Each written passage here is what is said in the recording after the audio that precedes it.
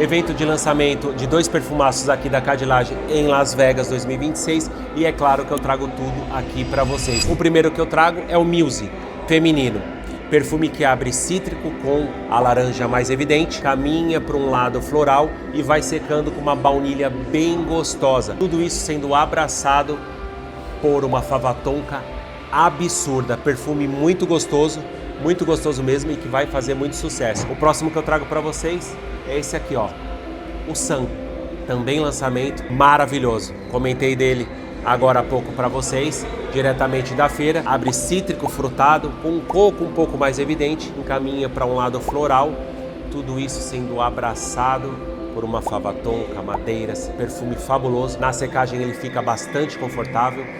Cara, isso aqui é fantástico.